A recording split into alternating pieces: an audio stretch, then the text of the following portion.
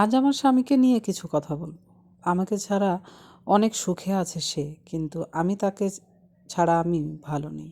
আজ থেকে 5 বছর আগের কথা তার মনে পড়ে না, যখন আমি মেয়েটা অনেক ছোট ছিলাম আর সে ছিল বেকার। তখন তার পকেটে 100 টাকা হতো না আমাকে কিছু খাওয়ানোর জন্য। কখনো আমাকে কিছু দিতে গেলেও আমি নেইনি। ওই টাকাটা দিয়ে সে কিছু করবে। ওই সময়টাতে আমি তার হাত শক্ত করে ধরে রাখছি। কখনো তার হাত ছেড়ে অন্য কাউকে খুঁজিনি। কারণ কি জানেন? তার ভালোবাসা মায়া ভরা মুখ আমাকে বাধা দিচ্ছে।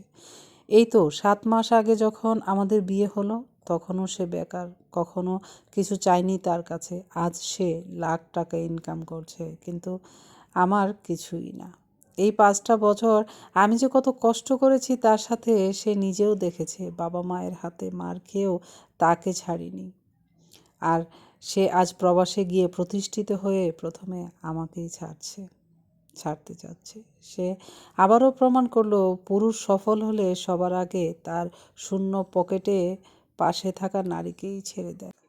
এমন অনেক নারী পুরুষ আছে, দুঃখের সময় পাশে থাকার পরেও যখনই তার দিন ফিরে যায়, তখন সে সর্বপ্রথম সেই নারী কিংবা সেই পুরুষকেই ছুঁড়ে ফেলে দেয়। কেন বলেন তো?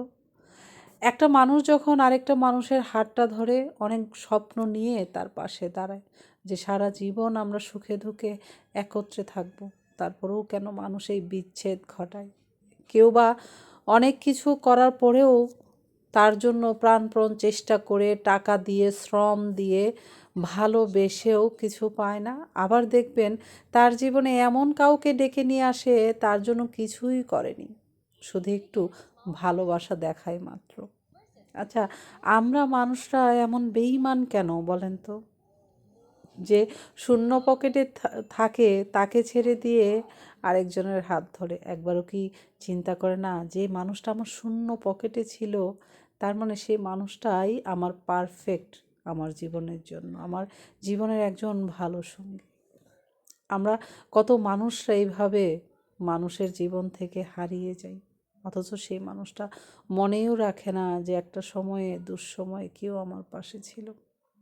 একটা কথা মনে রাখবেন, দুটো মানুষের আত্মার সাথে সম্পর্ক। মনে কিছু নিবেন না, একটু অন্যভাবে কথাটা বলি। মানুষের শুধু চামড়ার সাথেই সম্পর্ক হয় না। একটা কথা মনে রাখবেন, বয়স 35 কিংবা 40 বছর হয়ে গেলে আস্তে আস্তে কিন্তু শরীরের চামড়া ঝুলতে থাকবে, তবে মানুষের মন কিন্তু একই থেকে যায়। সেহেতু মানুষের চেহারা রূপ দেখে কাউকে জীবন সঙ্গী করে নেবেন না। আপনার বিপদে যে পাশে থাকবে তাকে জীবন সঙ্গী করে রাখুন।